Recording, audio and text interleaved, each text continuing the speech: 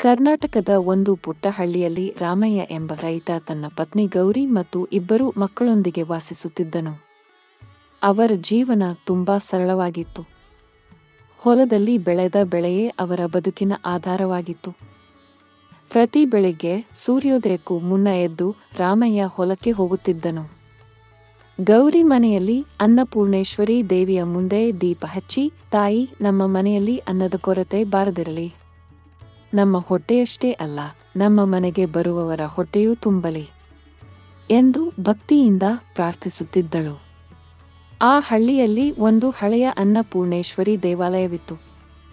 ಹಳ್ಳಿಯ ಹಿರಿಯರು ಹೇಳುತ್ತಿದ್ದರು, ಅನ್ನವನ್ನು ಗೌರವಿಸುವವರನ್ನು ಅನ್ನಪೂರ್ಣೇಶ್ವರಿ ಎಂದಿಗೂ ಕೈಬಿಡುವುದಿಲ್ಲ.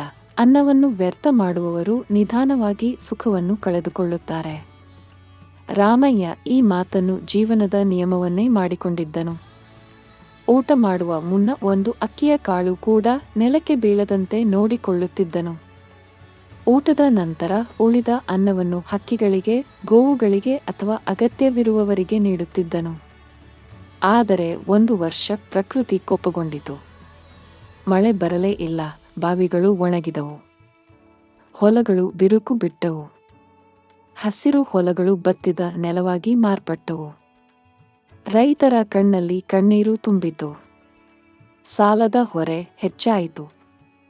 ಅನೇಕ ಕುಟುಂಬಗಳು ಊರನ್ನು ಬಿಟ್ಟು ಹೊರಟವು. ರಾಮಯ್ಯನ ಮನೆಯಲ್ಲಿಯೂ ಕಷ್ಟದ ದಿನಗಳು ಆರಂಭವಾದವು. ಮೊದಲು ಧಾನ್ಯ ಮುಗಿಯಿತು. ನಂತರ ಮನೆಯಲ್ಲಿದ್ದ ಹಣವೂ ಖಾಲಿಯಾಯಿತು. ಕೊನೆಗೆ ಅಕ್ಕಿಯ ಡಬ್ಬಿಯಲ್ಲಿ ಕೇವಲ ಒಂದು ಪಾತ್ರೆ ಅಕ್ಕಿ ಮಾತ್ರ ಉಳಿಯಿತು. ಆ ದಿನ ಗೌರಿ ಕಣ್ಣೀರನ್ನು ತಡೆದುಕೊಳ್ಳುತ್ತಾ ಹೇಳಿದಳು, ಇದು ಇಂದಿನ ಊಟಕ್ಕೆ ಸಾಕಾಗಬಹುದು, ಆದರೆ ನಾಳೆ ಮಕ್ಕಳಿಗೆ ಏನು ಕೊಡೋಣ? ರಾಮಯ್ಯ ಉತ್ತರಿಸಿದನು, ಅನ್ನಪೂರ್ಣೇಶ್ವರಿ ತಾಯಿ ನಮ್ಮನ್ನು ಎಂದಿಗೂ ಕೈಬಿಡುವುದಿಲ್ಲ. ನಾವು ನಮ್ಮ ನಂಬಿಕೆಯನ್ನು ಬಿಡಬಾರದು. ಗೌರಿ ಆ ಕೊನೆಯ ಅಕ್ಕಿಯಿಂದ ಅನ್ನವನ್ನು ಬೇಯಿಸಿದಳು. ಮಕ್ಕಳು ಹಸಿವಿನಿಂದ ಕಾಯುತ್ತಿದ್ದರು. ಎಲ್ಲರೂ ಊಟಕ್ಕೆ ಕುಳಿತುಕೊಳ್ಳುವಷ್ಟರಲ್ಲಿ ಬಾಗಿಲು ತಟ್ಟಿದ ಶಬ್ದ ಕೇಳಿಸಿತು. ಬಾಗಿಲು ತೆರೆದಾಗ ಒಬ್ಬ ವೃದ್ಧ ಸನ್ಯಾಸಿ ನಿಂತಿದ್ದರು. ಅವರ ಮುಖದಲ್ಲಿ ದಿವ್ಯ ಕಾಂತಿ ಕಾಣುತ್ತಿತ್ತು. ಮಗನೇ, 3 ದಿನಗಳಿಂದ ಹೊಟ್ಟೆಗೆ ಅನ್ನ ಬಿದ್ದಿಲ್ಲ. ಒಂದು ತುತ್ತು ಊಟ ಸಿಗಬಹುದೇ ಎಂದು ಕೇಳಿದರು. ರಾಮಯ್ಯನ ಮನಸ್ಸಿನಲ್ಲಿ ಒಂದು ಕ್ಷಣ ಗೊಂದಲ ಉಂಟಾಯಿತು. ಮನೆಯಲ್ಲಿದ್ದದ್ದು ಅಷ್ಟೇ. ಮಕ್ಕಳ ಮುಖವನ್ನು ನೋಡಿದನು. ಅವರ ಕಣ್ಣಲ್ಲಿ ಹಸಿವು ಸ್ಪಷ್ಟವಾಗಿತ್ತು. ಅಷ್ಟರಲ್ಲಿ ಗೌರಿ ನಿಧಾನವಾಗಿ ಹೇಳಿದಳು, ಹಸಿದವನಿಗೆ ಕೊಟ್ಟ ಅನ್ನವೇ ದೇವರಿಗೆ ಅರ್ಪಿಸಿದ ಪ್ರಸಾದ. ಮಕ್ಕಳಿಗೆ ಇಂದು ಸ್ವಲ್ಪ ಕಡಿಮೆ ಸಿಕ್ಕರೂ ಪರವಾಗಿಲ್ಲ, ಆದರೆ ಹಸಿದವನನ್ನು ಖಾಲಿ ಕೈಯಲ್ಲಿ ಕಳುಹಿಸಬಾರದು. ರಾಮಯ್ಯ ಒಂದು ಕ್ಷಣವೂ ಯೋಚಿಸದೆ ಸನ್ಯಾಸಿಯನ್ನು ಒಳಗೆ ಕರೆದು ತನ್ನ ಪಾಲಿನ ಅನ್ನವನ್ನು ಮಕ್ಕಳ ಪಾಲಿನ ಸ್ವಲ್ಪ ಅನ್ನವನ್ನು ಸೇರಿಸಿ ಬಡಿಸಿದನು.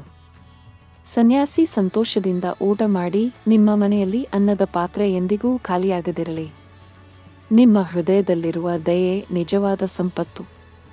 ಅನ್ನಪೂರ್ಣೇಶ್ವರಿ ತಾಯಿಯ ಆಶೀರ್ವಾದ ಸದಾ ನಿಮ್ಮೊಂದಿಗೆ ಇರುತ್ತದೆ ಎಂದು ಆಶೀರ್ವದಿಸಿ ಹೊರಟರು. ಆ ರಾತ್ರಿ ಎಲ್ಲರೂ ಹಸಿವಿನಲ್ಲೇ ಮಲಗಿದರು. ಆದರೆ ಅವರ ಮನಸ್ಸಿನಲ್ಲಿ ಬೇಸರ ಇರಲಿಲ್ಲ. ಅವರು ದೇವಿಯ ಮೇಲೆ ನಂಬಿಕೆ ಇಟ್ಟಿದ್ದರು. ಮರುದಿನ ಬೆಳಗ್ಗೆ ಗೌರಿ ಅಕ್ಕಿಯ ಡಬ್ಬಿಯನ್ನು ತೆರೆದಾಗ ಆಶ್ಚರ್ಯದಿಂದ ಕಣ್ಣೀರು ಸುರಿಸಿದಳು. ನಿನ್ನೆ ಸಂಪೂರ್ಣ ಖಾಲಿಯಾಗಿದ್ದ ಡಬ್ಬಿ ಬಿಳಿ ಅಕ್ಕಿಯಿಂದ ತುಂಬಿತ್ತು. ರಾಮಯ್ಯ, ಬೇಗ ಬನ್ನಿ ಎಂದು ಕೂಗಿದಳು. ರಾಮಯ್ಯ ಬಂದು ನೋಡಿದನು. ಅವನ ಕಣ್ಣಲ್ಲೂ ಸಂತೋಷದ ಕಣ್ಣೀರು ತುಂಬಿತು. ಇಬ್ಬರು ದೇವಿಯ ಚಿತ್ರದ ಮುಂದೆ ಕೈ ಮುಗಿದು ನಮಸ್ಕರಿಸಿದರು. ಕೆಲವೇ ದಿನಗಳಲ್ಲಿ ಮಳೆಯೂ ಸುರಿಯಲು ಆರಂಭವಾಯಿತು. ಹೊಲಗಳು ಮತ್ತೆ ಹಸಿರಾದವು. ಆ ವರ್ಷ ರಾಮಯ್ಯನ ಹೊಲದಲ್ಲಿ ಹಳ್ಳಿಯಲ್ಲೇ ಅತಿ ಹೆಚ್ಚು ಬೆಳೆ ಬಂದಿತು. ಸಾಲಗಳೆಲ್ಲ ತೀರಿದವು. ಮನೆಯಲ್ಲೂ ಸಮೃದ್ಧಿ ನೆಲೆಸಿತು. ರಾಮಯ್ಯ ತನ್ನ ಜೀವನದಲ್ಲಿ ಒಂದು ನಿರ್ಧಾರ ಮಾಡಿದನು. ಈ ಸಂಪತ್ತು ನನ್ನದು ಅಲ್ಲ, ಇದು ಅನ್ನಪೂರ್ಣೇಶ್ವರಿ ತಾಯಿಯ ಕೃಪೆ. ಇನ್ನು ಮುಂದೆ ಪ್ರತಿದಿನ ಕನಿಷ್ಠ ಒಬ್ಬ ಹಸಿದವನಿಗೆ ಅನ್ನದಾನ ಮಾಡುತ್ತೇನೆ. ಅವನು ದೇವಾಲಯದ ಬಳಿ ಉಚಿತ ಅನ್ನದಾನ ಆರಂಭಿಸಿದನು. ಮೊದಲಿಗೆ ಒಬ್ಬರಿಗೆ, ನಂತರ 10 ಜನರಿಗೆ, ನಂತರ 100 ಜನರಿಗೆ ಅನ್ನ ನೀಡಲು ಆರಂಭಿಸಿದನು. ಒಮ್ಮೆ ಒಬ್ಬ ಶ್ರೀಮಂತ ವ್ಯಾಪಾರಿ ರಾಮಯ್ಯನನ್ನು ಕೇಳಿದನು, ನೀನು ಇಷ್ಟೊಂದು ಅನ್ನ ಹಂಚಿದರೆ ನಿನಗೆ ಏನು ಉಳಿಯುತ್ತದೆ? ರಾಮಯ್ಯ ನಗುತ್ತಾ ಹೇಳಿದನು, ಹಣ ಹಂಚಿದರೆ ಕಡಿಮೆಯಾಗಬಹುದು, ಆದರೆ ಅನ್ನ ಹಂಚಿದರೆ ಆಶೀರ್ವಾದ ಹೆಚ್ಚಾಗುತ್ತದೆ. ದೇವರು ಕೊಟ್ಟದ್ದನ್ನು ದೇವರ ಮಕ್ಕಳೊಂದಿಗೆ ಹಂಚಿಕೊಂಡರೆ ಅದು ಎಂದಿಗೂ ಮುಗಿಯುವುದಿಲ್ಲ. ಆ ವ್ಯಾಪಾರಿಯ ಮನಸ್ಸೂ ಬದಲಾಯಿತು. ಅವನು ಪ್ರತಿದಿನ ಅನ್ನದಾನ ಮಾಡಲು ಆರಂಭಿಸಿದನು. ಸ್ವಲ್ಪ ಸಮಯದಲ್ಲೇ ಆ ಹಳ್ಳಿಯಲ್ಲಿ ಯಾರೂ ಹಸಿವಿನಿಂದ ಮಲಗುವ ಪರಿಸ್ಥಿತಿ ಉಳಿಯಲಿಲ್ಲ.